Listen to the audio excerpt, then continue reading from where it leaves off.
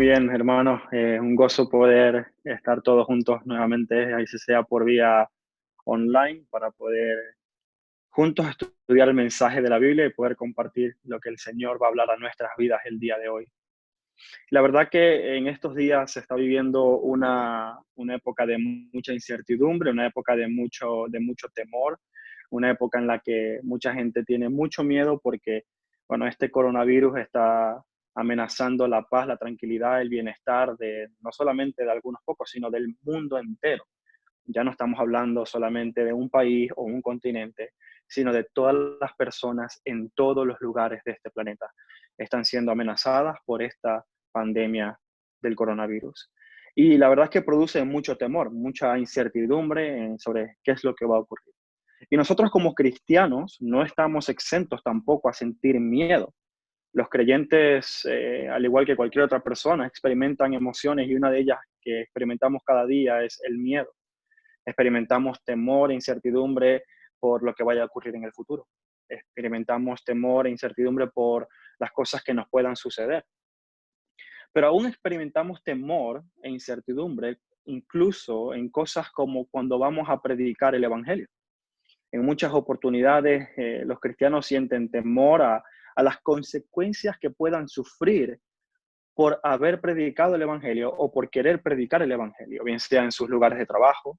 A veces tenemos temor a perder el trabajo por predicar, tenemos temor al rechazo, tenemos temor al sufrimiento que nos pueda ocurrir, temor a que nos excluyan o incluso a que nos vean como tontos, como anticuados, como personas que no tienen o no han pensado bien aquello que creen, como personas que no son racionales, personas que no creen en la ciencia, personas que viven en el pasado simplemente porque predicamos el Evangelio. Y esta es una verdad que ocurre a todos los creyentes en todo el mundo. Y la verdad es que no creo que haya un creyente que no haya experimentado este temor en su vida. El mismo apóstol Pedro experimentó este temor cuando fue preguntado si él conocía a Jesús. Y por temor a lo que pudiera pasarle en su vida, al sufrimiento o a las represalias que pudieran tomar contra él, negó al Señor Jesucristo. Y yo estoy seguro, hermanos, de que si hoy en día saliera un médico o un biólogo y fuese a los medios y dijese, oye, mira, yo tengo la cura para el coronavirus, estoy seguro que esta persona no tendría temor alguno en ir a los medios y hablar con quien tuviese que hablar para poder promover su cura del coronavirus. Y estoy seguro que los medios le darían toda la cobertura y garantizarían que este mensaje llegase a todas las naciones para que todo el mundo pudiera saber que hay una cura para el coronavirus. Pero nosotros como creyentes tenemos una cura que es para incluso mucho más efectiva que cualquiera que pueda salir para el coronavirus, una cura que es más necesaria porque ataca un mal mucho peor que el coronavirus o que cualquier otra pandemia o gripe o virus o bacteria que pueda salir en esta humanidad. Tenemos la cura para el mayor mal de la humanidad, que es el pecado. Tenemos la cura y el antídoto para la maldad y el egoísmo que reina el corazón del ser humano. Y en muchas ocasiones tenemos miedo de compartir eso, porque la respuesta que encontramos es una respuesta adversa, una respuesta en contra de esa cura que tanto promovemos, que es el Señor Jesucristo. El pastor Juan Sánchez, en su libro Siete amenazas que enfrenta toda iglesia, habla de cómo en la actualidad o en el escenario actual los cristianos son el blanco de burlas en los programas de entrevistas o en las redes sociales. Los cristianos permanecen muchas veces temerosos o en silencio en sus lugares de trabajo por miedo a perder sus empleos si hablan acerca de Cristo. Y en muchas ocasiones las iglesias cierran y los promotores inmobiliarios lo que hacen es echar mano de los edificios para convertirla en algo que es más relevante, algo que es más necesario que una iglesia. Y en muchas ocasiones las congregaciones se desaniman porque la asistencia disminuye cada vez más y porque el alma de la nación o del país en el que viven parece irreversiblemente perdida y anticristiana. Usted solamente tiene que ver Netflix o cualquier otra plataforma de video y usted va a ver que el mayor contenido que allí se muestra no solamente va en contra de principios bíblicos, sino que proyectan una imagen ridícula de la Biblia y de la iglesia. En una serie recientemente producida por Netflix muestran sin pudor alguno a un Jesucristo homosexual. y nos tildan como iglesia de intolerantes cuando no aceptamos los mensajes que promueven en sus series o televisiones. Nos llaman también hipócritas o tontos aquellos que vamos a la iglesia. Ahora, ante esta realidad que vive la iglesia, ante esta persecución que vive la iglesia, quiero preguntarte, ¿cómo te sientes? ¿Cómo reaccionas? ¿Sientes temor? Quizás frustración, sientes desánimo, quizás no sabes cómo responder ante la responsabilidad que tienes de compartir el evangelio y de la oposición que sientes en el entorno. Pero una cosa es cierta, hermanos, y es que esta oposición no debe sorprendernos en absoluto, porque esta oposición y esta resistencia y esta persecución en contra del mensaje de la Biblia ha existido desde antes de la fundación y el establecimiento de la iglesia. El mismo Señor Jesucristo, antes de establecer su iglesia, nos los advirtió. En Juan 15:20, el Señor Jesús dice, acordaos de las palabras que yo os he dicho. El siervo no es mayor a su Señor. Si a mí me han perseguido, también a vosotros os perseguirán. Si han guardado mis palabras, también guardarán las vuestras. En el Sermón del Monte, el mismo Señor en Mateo 5, que es el mismo versículo que leyó nuestro hermano Norville, Mateo 5:11, el Señor dice, bienaventurados sois cuando por mi causa os vituperen y os persigan y digan toda clase de mal contra vosotros, mintiendo. Y esa es la palabra de nuestro Señor Jesucristo. Estas palabras se hicieron por primera vez realidad en la vida de la iglesia, una vez establecida en el pasaje que vamos a estudiar el día de hoy. En el capítulo 4 de Hechos, a partir del versículo 1, vemos cómo por primera vez se comienza a perseguir la iglesia de alguna manera y a intentar disminuir la influencia que ésta estaba teniendo al propagar el evangelio en esa región, en Jerusalén. Así que les invito a que abran sus Biblias en Hechos capítulo 4, versículos del 1 al 31. Pero antes de comenzar con la lectura, vamos a pedir al Señor y a su Santo Espíritu que nos guíen en el estudio de su palabra el día de hoy. Padre, gracias quiero darte porque en medio de cualquier dificultad, en medio de cualquier sufrimiento, Señor, tú nos sostienes, tú nos avivas, tú nos mantienes, Señor, y nos das un espíritu, como dice tu palabra, no de cobardía, no de temor, sino de poder, de amor y de dominio propio. Y te damos gracias, Señor, porque a pesar de la dificultad que podemos encontrar, del rechazo, del temor que podemos sentir al momento de querer predicar tu palabra, quizás tenemos temor, Señor, porque no sabemos cómo hacerlo. O quizás tenemos temor, Señor, porque vamos a quedar en ridículo si lo hacemos. Para yo te ruego que nos des hoy la valentía, el denuedo, de sin importar cualquier obstáculo, prosigamos obedeciendo el llamado santo que tú nos has hecho de poder extender tu reino a toda nación. Te ruego por tu iglesia, Señor, tu iglesia perseguida en otros países, para que pueda mantenerse firme en la fe y en el evangelio en medio de cualquier persecución, en medio de asesinatos, en medio de golpes, en medio de cualquier tipo de violencia física, moral, que tú puedas seguir sosteniendo tu iglesia como lo has hecho hasta ahora. Confiamos completamente en tu soberanía para que tú seas glorificado el día de hoy. Amén y amén. Ahora sí les invito a que puedan abrir sus Biblias o, bueno, seguirme con la lectura en el móvil de Hechos capítulo 4 y vamos a estar leyendo desde el versículo 1 hasta el versículo 31. Y dice lo siguiente. Hablando ellos al pueblo, vinieron sobre ellos los sacerdotes con los jefes de la guardia del templo y los saduceos, resentidos de que enseñaban al pueblo, y anunciasen en Jesús la resurrección de entre los muertos. Y les echaron mano y les pusieron en la cárcel hasta el día siguiente porque ya era tarde. Pero muchos de los que habían oído la palabra creyeron, y el número de los varones era como 5,000. Aconteció al día siguiente que se reunieron en Jerusalén los gobernantes, los ancianos, los escribas, y el sumo sacerdote Anás y Caifás, y Juan y Alejandro, y todos los que eran de la familia del sumo sacerdote. Y poniéndoles en medio, les preguntaron, ¿con qué potestad o en qué nombre habéis hecho vosotros esto? Entonces Pedro, lleno del Espíritu Santo, les dijo, gobernantes del pueblo y ancianos de Israel, puesto que hoy se nos interroga acerca del beneficio hecho a un hombre enfermo, de qué manera éste haya sido sanado, sea notorio a todos vosotros y a todo el pueblo de Israel, que en el nombre de Jesucristo de Nazaret, a quien vosotros crucificasteis y a quien Dios resucitó de los muertos. Por él, este hombre está en vuestra presencia sano. Este Jesús es la piedra reprobada por vosotros los edificadores, la cual ha venido a ser cabeza del ángulo. En ningún otro hay salvación, porque no hay otro nombre bajo el cielo dado a los hombres en que podamos ser salvos. Entonces, viendo el pueblo, el denuedo de Pedro y de Juan, y sabiendo que eran hombres sin letras y del vulgo, se maravillaban y les reconocían que habían estado con Jesús. Y viendo al hombre que había sido sanado, que estaba en pie con ellos, no podían decir nada en contra. Entonces les ordenaron que saliesen del concilio y conferenciaban entre sí, diciendo: ¿qué haremos con estos hombres? Porque de cierto señal manifiesta ha sido hecha por ellos, notoria a todos los que moran en Jerusalén, y no podemos negarlo. Sin embargo, para que no se divulgue más entre el pueblo, amenacémosles, para que no hablen de aquí en adelante a hombre alguno en este nombre.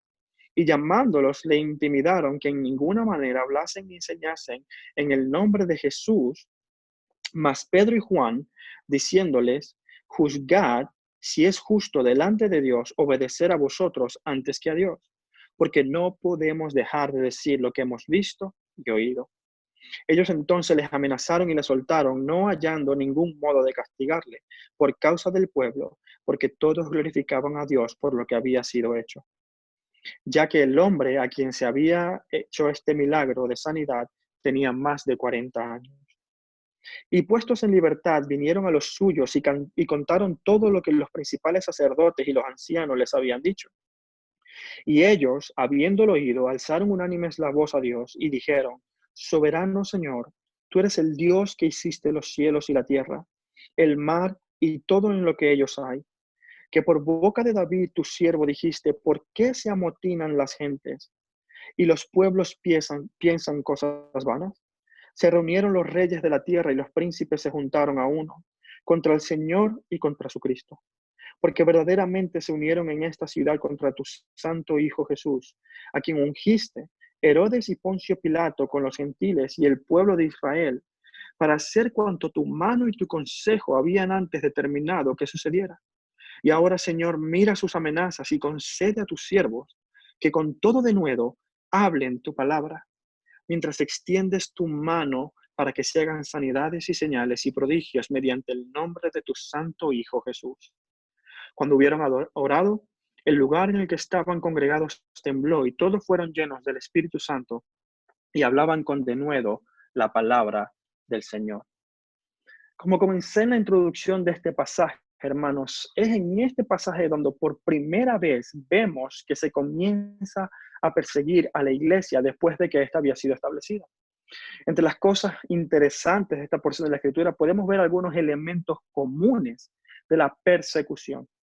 Hoy vamos a ver, hermanos, cómo se genera la persecución a la iglesia, el motivo por el que la iglesia es perseguida y cuál debe ser nuestra reacción como cristianos ante este tipo de situaciones.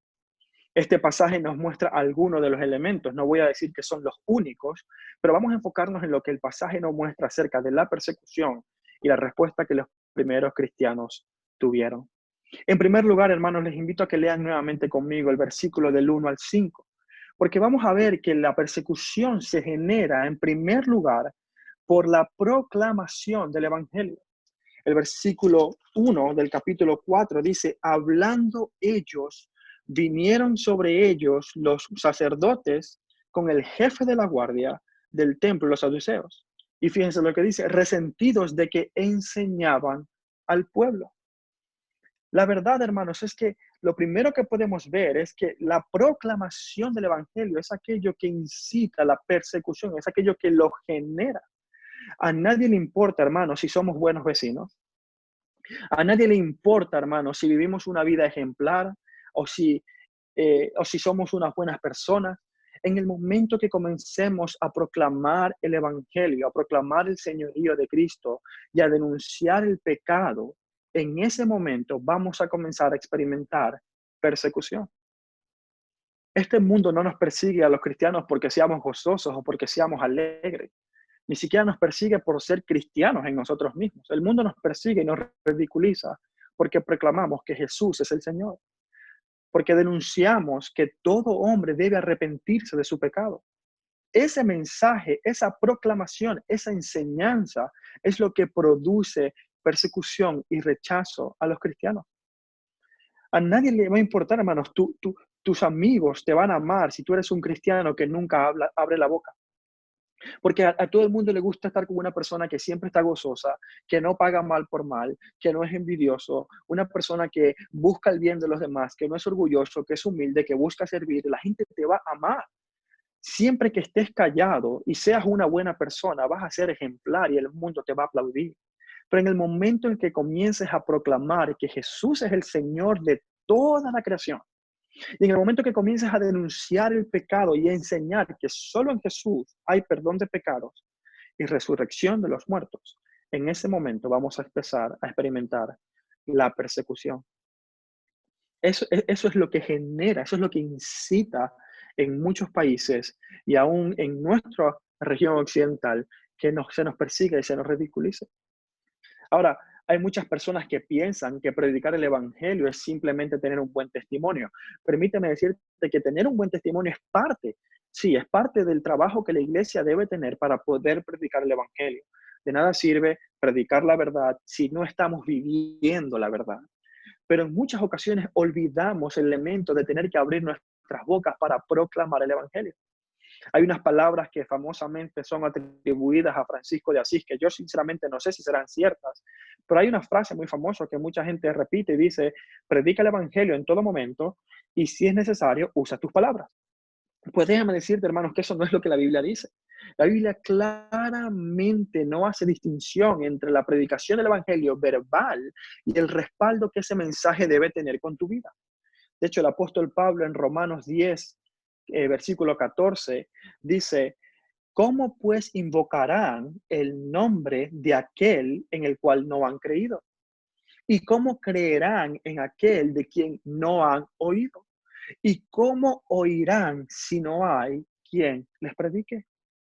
El hecho de que tú seas un buen vecino, de que seas una persona que sirva, que sea amorosa, que se comporte bien, que obedezca todas las reglas, no va a llevar a los incrédulos a concluir que eso es porque Cristo te salvó de tu pecado. No, es necesario declarar y hablar y afirmar la verdad bíblica de que Jesús es el Señor y de que en su nombre encontramos el perdón de los pecados y la vida eterna. Y que hay necesidad de que el hombre se arrepienta de su pecado y ponga su fe y su confianza únicamente en Cristo. En el momento, hermanos, que abramos nuestra boca y declaremos esa verdad, al igual que los discípulos sufrieron persecución, también lo haremos nosotros. Y esto nos lleva al segundo elemento de la persecución. Miren lo que dicen los versículos del 6 al 14. Hechos 4, 6 al 14, fíjense que reunidos los fariseos, los sacerdotes, el sumo sacerdote y todos los líderes de Israel, fíjense en el versículo 7, cuál es el motivo por el cual le persiguen. Dice: y poniéndoles en medio le preguntaron: ¿con qué potestad o en qué nombre habéis hecho vosotros esto? El segundo elemento de la persecución o de la oposición que sufre la iglesia es porque la oposición es en contra del señorío de Cristo. La persecución siempre cuestiona la autoridad y el señorío de Cristo sobre la tierra. Cuando Pedro y Juan estaban en el templo, no los apresaron simplemente por ser Pedro y Juan. Los apresaron porque en el nombre de Jesús, en el nombre de Cristo, ellos anunciaban la resurrección de los muertos. Porque proclamaban que en el nombre de Jesús había salvación. Y que en el nombre de Jesús era que este hombre había sido sanado. La razón por la que le perseguían no era simplemente porque ellos eran cristianos o porque estaban haciendo buenas obras. Era porque lo hacían bajo el señorío de Jesús. De modo que, igual que el Señor lo dijo en cuando Pablo iba a Damasco, en Hechos 9:5, el Señor le dijo cuando Saulo en este caso preguntó: ¿quién eres tú, Señor? Él le dijo: yo soy Jesús a quien tú persigues. La persecución de la iglesia no es simplemente hacia la iglesia, es hacia Jesús. Es hacia el Señor, hacia la autoridad que la iglesia proclama del Señor. De modo que cuando nos persiguen a nosotros, hermanos, no lo están haciendo simplemente porque yo sea Eddie o porque tú seas tú. Lo están haciendo porque quieren rechazar la autoridad de Cristo que refleja tu vida. Porque quieren rechazar la autoridad y el señorío de Cristo que tus labios proclaman y afirman. Y como hemos comentado en otras ocasiones, esto es un elemento fundamental del Evangelio. El Evangelio afirma y declara que Jesús es Señor. No lo toma como una opción, no lo propone como una buena idea, lo declara y lo afirma. Y es ante ese señorío, ante esa autoridad de Cristo, que se levanta toda oposición, que se levanta el mundo, que se levantan todas las huestes celestiales en contra de Cristo, porque quieren rechazar el señorío de aquel que es creador del universo. El Señor responde a Saulo: yo soy Jesús a quien tú persigues. A la gente no le importa necesariamente que tú te reúnes en la iglesia y en un templo a hacer algo. A la gente lo que le molesta es que tú digas: el Señor te juzgará por la manera en cómo tú vives. Es ahí cuando rechazan el mensaje. Es ahí cuando encontramos oposición, porque proclamamos que Jesús es dueño del universo. Tiene la autoridad sobre toda vida, toda criatura en esta tierra. Sea creyente o no sea creyente, el Señor es Señor. Él no necesita la aprobación de una persona para que crea en Él y que Él pueda reinar. No, Él reina a pesar de la incredulidad de este mundo. Y esa autoridad la podemos ver tanto en la Biblia como en nuestra vida. En el versículo 7 le preguntan: ¿con qué autoridad? ¿Qué poder? ¿En nombre de quién habéis hecho esto? ¿En nombre de quién? ¿O con qué permiso habéis vos sanado a este hombre que estaba paralítico, a este hombre que estaba lisiado? ¿Quién te dio permiso? ¿Con qué poder y con qué autoridad? Me encanta, hermanos, la respuesta de Pedro. Fíjese lo que dice el apóstol Pedro en el versículo 12. Él dice: en ningún otro hay salvación, porque no hay otro nombre bajo el cielo dado a los hombres en el que podamos ser salvos. No hay otro, hermano. No hay nadie más que pueda tener la autoridad, la soberanía, el poder de salvar al pecador y declarar a aquel que es culpable justo, sino solamente Cristo, solamente Jesús. Es por eso, hermanos, que la iglesia es perseguida, porque proclama con su boca el señorío de Cristo y el arrepentimiento de los pecados. Número 3, lea conmigo los versículos del 15 al 17. Fíjese lo que dice: estos le ordenaron a los fariseos y todos los que estaban allí reunidos. Estos le ordenaron entonces que saliesen del concilio y conferenciaban entre sí diciendo: ¿qué haremos con estos hombres? Porque de cierto señal ha sido hecha por ellos y ha sido notoria a todos los que moran en Jerusalén y no lo podemos negar. Sin embargo, para que no divulguen más en el pueblo, amenacémosle para que no hablen de aquí en adelante a hombre alguno en este nombre. Rechazaban no solamente el señorío de Cristo, sino que también, número 3, no iban tras la verdad. Fíjense, la actitud de estos fariseos era que no podían negar el hecho de que había un milagro, de que había una obra había sido hecha en la vida de este hombre, que este hombre había sido transformado, ya no era el mismo. Se daban cuenta que había un antes y un después en la vida de este hombre. Pero aún así, como no lo podían negar, eso no mitigaba sus ganas de quizás seguir persiguiendo a los discípulos.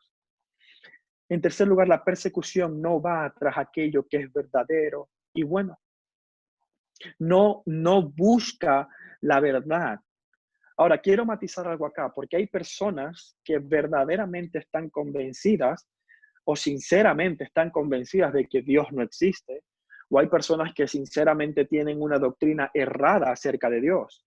Esto no los hace mejor o peores, simplemente los hace sinceramente equivocados acerca de la verdad. Pero la persecución, hay personas que realmente no persiguen a la iglesia o no van en contra del cristianismo simplemente porque busquen la verdad. simplemente es porque quieren afianzar su posición o porque quieren amar y proteger su condición de pecador, porque aman más su pecado que la verdad. Es exactamente lo que vemos en la actitud de los fariseos. Decían, no lo podemos negar. Ha sido notorio a todos los que moran en Jerusalén. Todas las personas saben y reconocen que ha ocurrido algo, que un milagro ha pasado en la vida de este hombre en el nombre de Jesús y nosotros no tenemos ningún argumento para negarlo. Esto es verdadero, es cierto, es real, pero aún así queremos mitigar la influencia que estos apóstoles puedan tener en el pueblo. Queremos eliminar cualquier enseñanza que se pueda dar en el nombre de Jesús. Ahora, esto también lo vemos en nuestros días. Los discípulos habían hecho una buena obra, ellos habían hecho algo que verdaderamente había cambiado la vida de este hombre y de todos a su alrededor, pero aún así encontraban oposición y es lo mismo que ocurre en nuestros días. Los cristianos somos personas que no pagamos mal por mal, que no amamos a nuestros enemigos, lloramos con los que lloran, no insultamos, mostramos compasión, no decimos palabrotas, mostramos el amor de Cristo, no tenemos envidia, no somos orgullosos, somos moralmente, sexualmente morales, promovemos la verdadera igualdad y dignidad del ser humano, no mentimos, no robamos, no somos deshonestos, no somos oportunistas. Realmente el beneficio para la sociedad de la moralidad cristiana es grandísimo porque promueve la verdadera honestidad de corazón. Ahora, quiero aclarar, esta es la verdadera descripción de un cristiano. No es que seamos perfectos. Pecamos y luchamos con el pecado y tenemos que arrepentirnos constantemente, pero este debe ser el proceder común de un cristiano. Buscar siempre la santidad delante de Dios. Y mientras tengamos personas más santas, más honestas, más amorosas, la sociedad definitivamente se puede beneficiar de eso. No es lo mismo tener una persona corrupta en la sociedad que tener una persona que busca la honestidad de corazón. Este debe ser nuestra descripción de nuestra vida. Y hermano, quiero hacer un paréntesis aquí. Si no es la descripción de tu vida, entonces te animo que durante esta cuarentena dediques tiempo para reflexionar con la escritura y en oración y que pongas tu vida en orden delante del Señor. Pero nosotros como creyentes estamos llamados a siempre conducirnos de una manera digna del Evangelio. Ahora, eso es verdadero, pero no porque sea verdadero quiere decir que nos van a aceptar. No por ser verdadero quiere decir que van a dejar de perseguir a la iglesia. Porque la persecución no va tras lo que es cierto, no va tras lo que es la verdad, sino simplemente para oponerse a aquello que se interpone entre su vida de pecado y su estilo de vida. Número 4, hermanos. La persecución siempre es violenta. Fíjense lo que dice el versículo 17 al 21. Y dice, sin embargo, para que no divulguen más entre el pueblo, amenacémosles para que no hablen de aquí en adelante a hombre alguno en este nombre. Y llamándolos, les intimidaron que en ninguna manera hablasen ni enseñasen en el nombre de Jesús. Mas Pedro y Juan respondieron diciéndoles, juzgad si es justo delante de Dios obedeceros a vosotros antes que a Dios, porque no podemos dejar de decir lo que hemos visto y oído. Y ellos entonces le amenazaron nuevamente y le soltaron, no hallando ningún modo de castigarle por causa del pueblo, porque todos glorificaban a Dios por lo que se había hecho. Hermanos, la violencia se manifiesta de diferentes maneras. En muchas ocasiones es física. Más adelante en el libro de Hechos vamos a ver que la manifestación de la violencia por parte de los fariseos pasó de ser intimidación a ser física y de verdaderos golpes y azotes. Pero esta violencia que vemos en este pasaje en concreto es una violencia verbal, es una violencia emocional, psicológica, es una violencia moral. Y la iglesia desde su inicio ha experimentado todo este tipo de violencia, desde la física hasta la moral, todo, absolutamente todo. Pero hoy lo que vemos son intimidaciones y amenazas en nuestro pasaje. Y quizás se parece un poco más a lo que experimentamos nosotros en nuestro mundo occidental. Nosotros quizás aquí en España tenemos la libertad de reunirnos, tenemos la libertad de predicar, porque no nos persiguen y nos matan como sí sufren otros nuestros hermanos en otros países. Pero sí es cierto que muchas veces somos expuestos a ser objeto de burla, hablando de que los creyentes somos fanáticos, irracionales y personas con falta de educación. Siempre se expone a las personas que creen en Dios como una persona ignorante, como una persona que no tiene sentido, que no ha pensado bien y que no ha evaluado la evidencia científica acerca de la vida. Pero no solamente de esa manera. Hermanos, también experimentamos un tipo de persecución social. Hace unos años, uno de nuestros hermanos en Estados Unidos fue denunciado porque se negó a hacer una tarta para una pareja homosexual. Independientemente del debate que eso pueda generar, si debió hacerlo o no, la manera en cómo la prensa, como los periódicos abordaron la noticia fue siempre declarando que el hombre era culpable de crímenes de odio.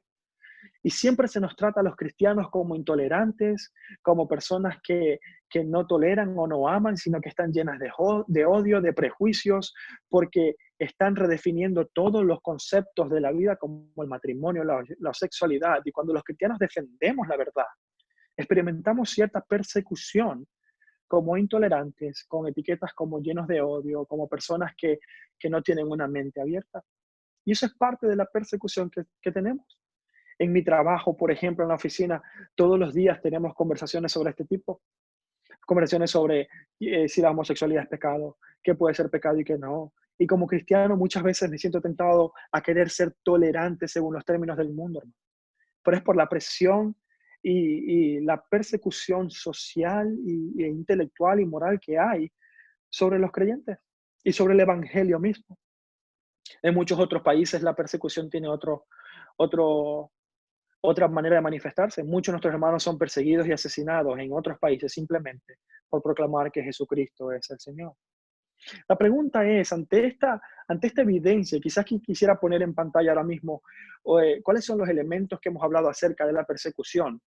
Hemos hablado de que la persecución en primer lugar se genera porque se proclama el Evangelio, porque se proclama que Jesús es Señor.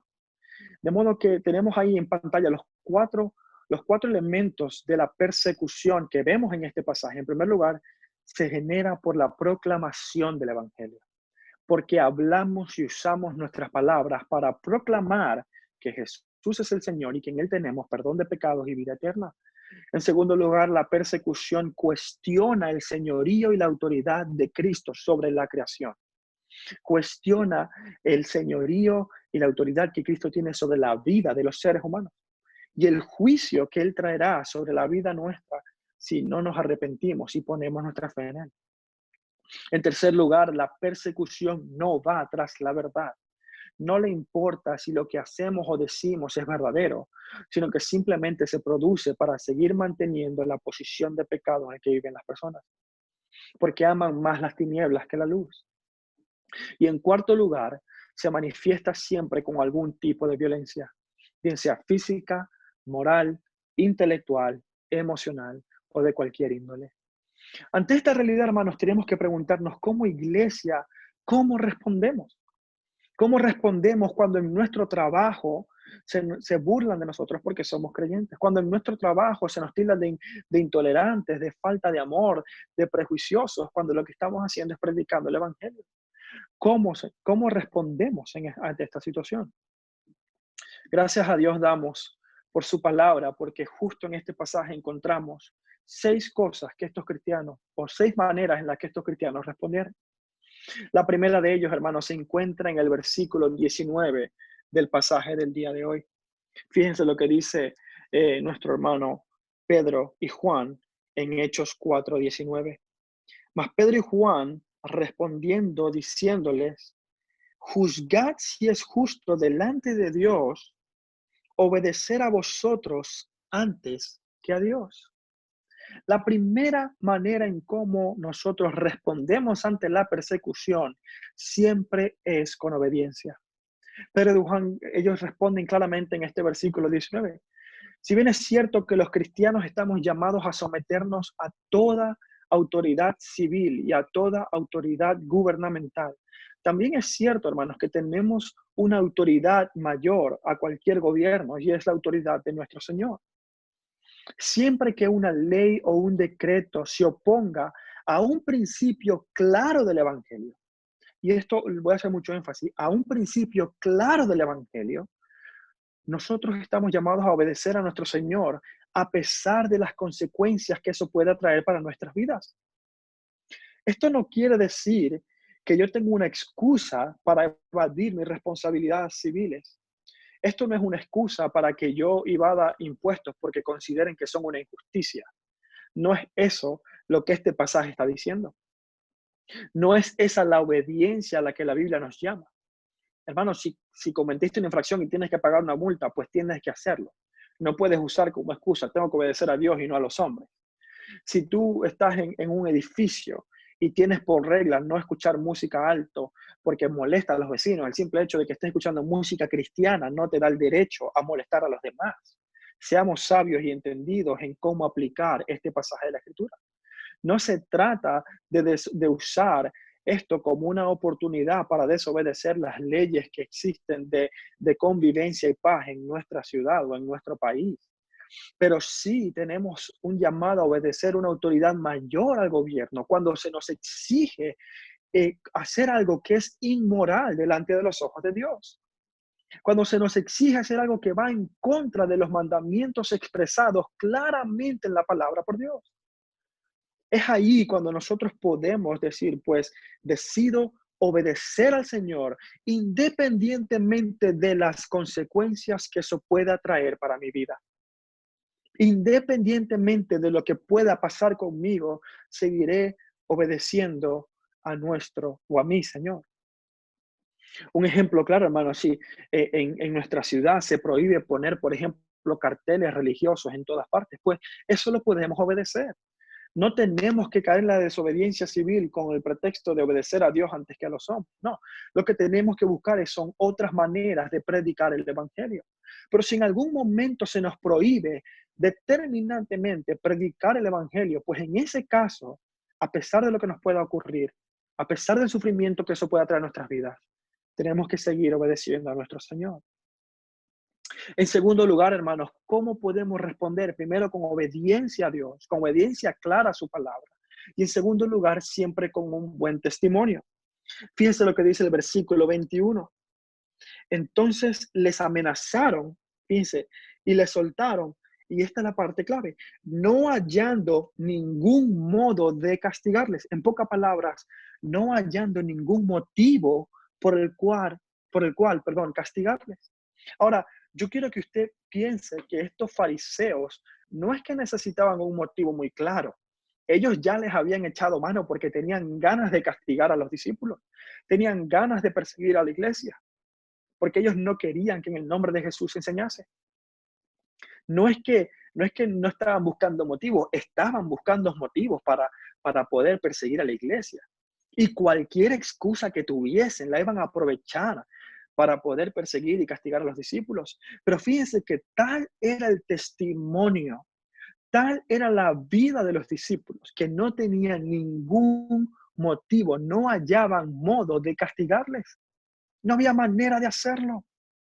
Nosotros tenemos que responder ante la persecución siempre manteniendo nuestro buen testimonio y nuestro buen vivir delante del Señor. Fíjense lo que dice Primera de Pedro, capítulo 2, versículos del 12 al 16. Le invito a que si puede abra su Biblia, Primera de Pedro, capítulo 2, versículo del 12 al 16. Fíjense lo que dice, manteniendo buena vuestra manera de vivir entre los gentiles, para que lo que murmuran de vosotros como de malhechores, glorifiquen a Dios en el día de la visitación al considerar vuestras buenas obras. Por causa del Señor, someteos a toda institución humana, ya sea el rey como a superior, ya a los gobernantes como por él enviados para castigo de los malhechores y alabanza de los que hacen bien. Porque esta es la voluntad de Dios. Escuche, esta es la voluntad de Dios, que haciendo bien hagáis callar la ignorancia de los hombres insensatos. Y fíjense, como libres, pero no de los que usan la libertad o tienen la libertad como pretexto para hacer lo malo, sino como siervo de Dios. Hay muchos cristianos inmaduros que lamentablemente usan su situación o las injusticias que están viviendo como un pretexto para comportarse de la manera que les dé la gana. Pero los cristianos estamos llamados a mantener buena nuestra manera de vivir, independientemente de las injusticias que creamos se están haciendo con nosotros. No tenemos excusa ni permiso en la palabra en ningún momento para faltar a nuestro buen caminar delante del Señor, simplemente por lo que otra persona nos está haciendo.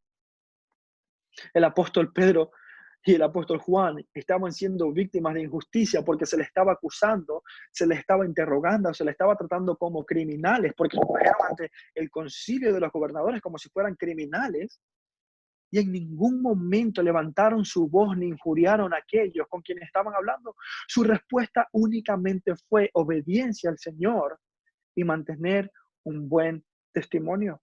Hermano, no usemos las situaciones de la vida, por injustas que sean, por difíciles que sean, como un pretexto para vivir de una manera desordenada, sino que ante cualquier dolor, persecución o injusticia que suframos por causa del Evangelio, mantengamos siempre nuestra obediencia al Señor, pero también nuestro buen testimonio. No podemos separar el uno del otro.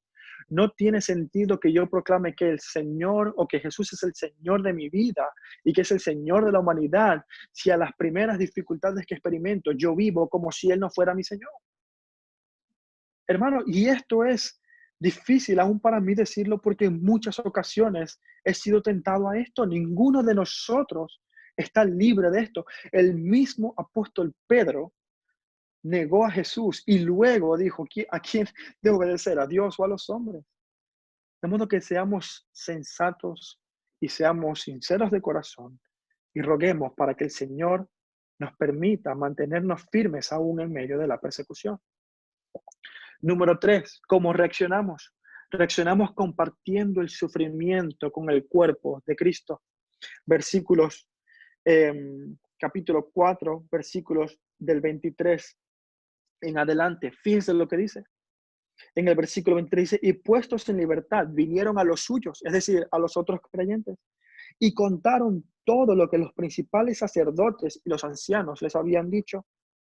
Y ellos, habiéndolo oído, alzaron unánimes la voz a Dios y dijeron, soberano Señor, tú eres el Dios que hiciste los cielos y la tierra.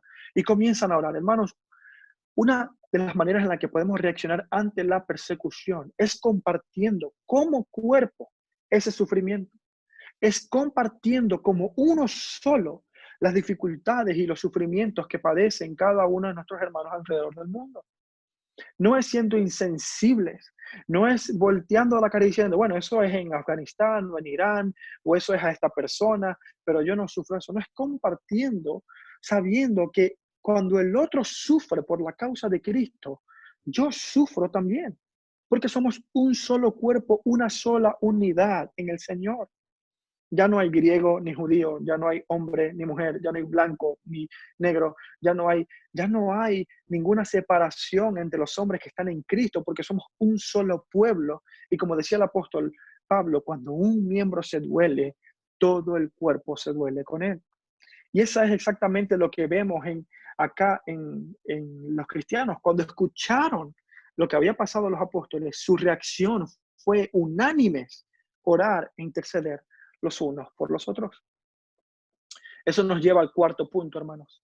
El cuarto punto es respondemos con oración. Versículo 24 al 31, vemos una oración que los discípulos hacen porque habían sido perseguidos. Y hay varios elementos en esta oración que quisiera destacar.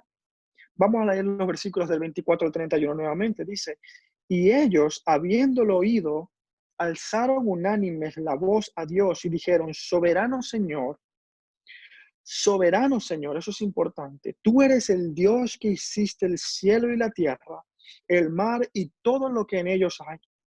Que por boca de David tu siervo dijiste, ¿por qué se amotinan las gentes y los pueblos piensan cosas vanas? Se reunieron los reyes de la tierra y los príncipes se juntaron a uno contra el Señor y contra su Cristo, porque verdaderamente se unieron en esta ciudad contra tu Hijo, contra tu santo Hijo Jesús, a quien ungiste Herodes y Poncio Pilato con los gentiles y el pueblo de Israel. Prácticamente todo el mundo. Los gentiles se refiere al imperio romano, que no era judío, para hacer cuanto tu mano y tu consejo habían antes determinado que sucediera.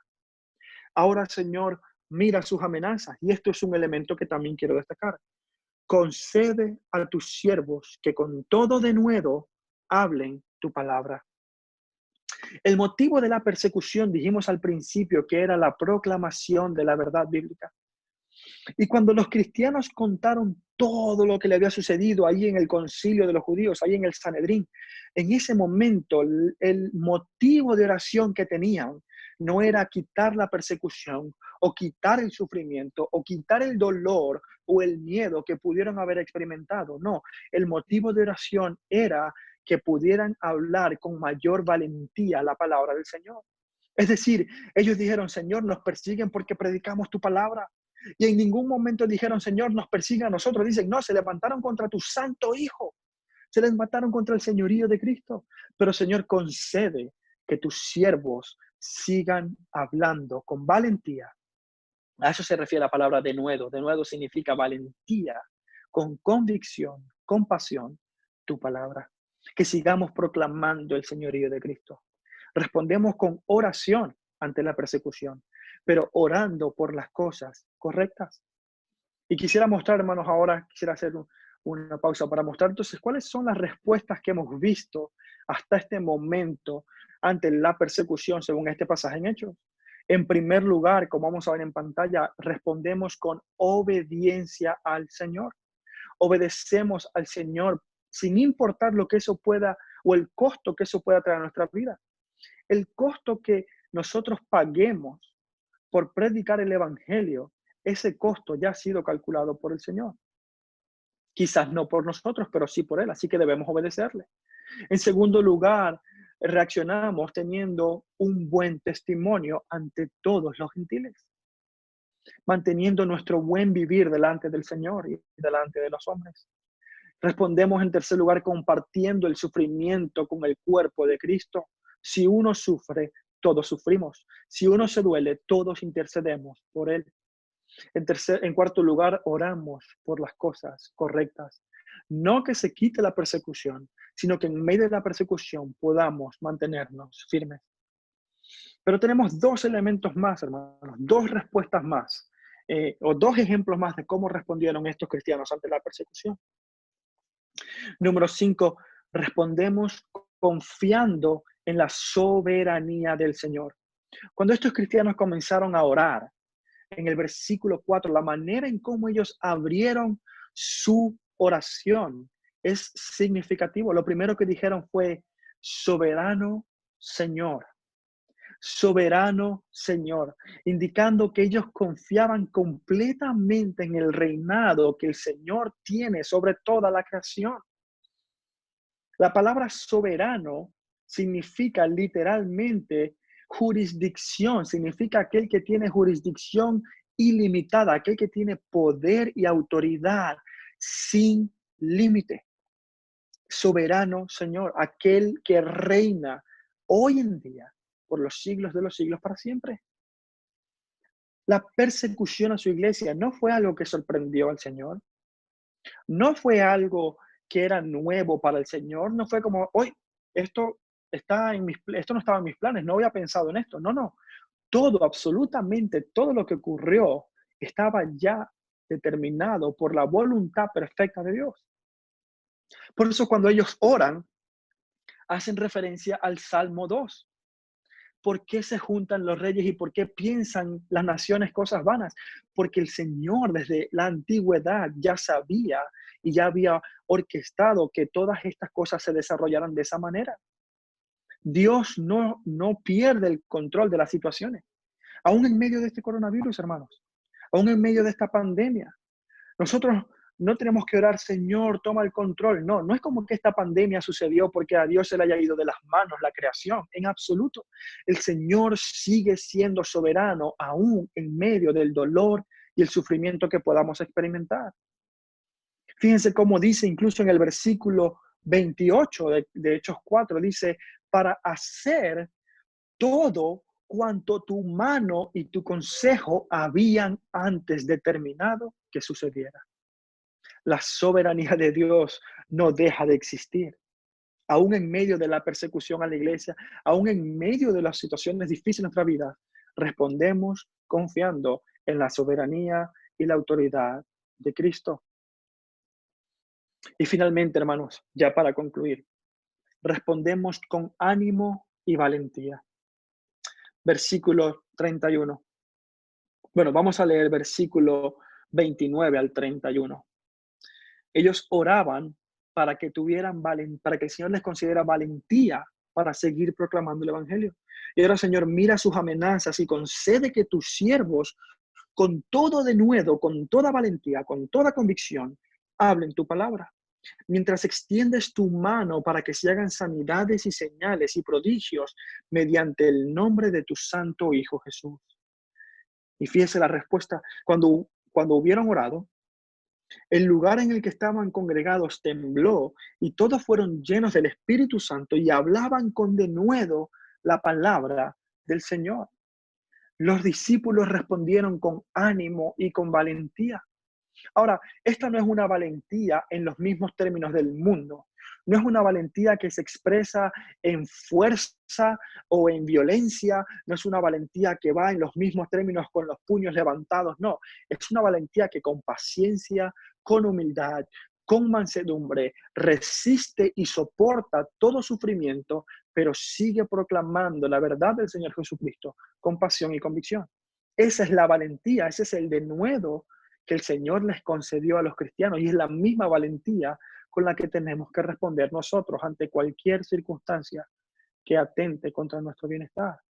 No permitir que estas situaciones o este temor no nos permita vivir en obediencia al Señor, glorificando a nuestro Dios, manteniendo el buen testimonio, mostrando el amor los unos a los otros, orando, intercediendo los unos por los otros. Tenemos que mantenernos firmes por medio del poder del Espíritu Santo. Y para concluir, hermanos, quisiera citar lo que dice 2 de Timoteo 1, versículos del 7 al 9, que es exactamente lo mismo que nos habla este pasaje en Hechos. 2 de Timoteo, capítulo 1, versículos del 7 al 9, dice, porque no nos ha dado Dios un espíritu de cobardía, sino de poder, de amor y de dominio propio. Fíjense, no nos ha dado un poder de cobardía, de temor, no, sino de poder, de amor y de dominio propio. Por tanto, fíjense la aplicación que da el apóstol Pablo, por tanto, no te avergüences de dar testimonio de nuestro Señor.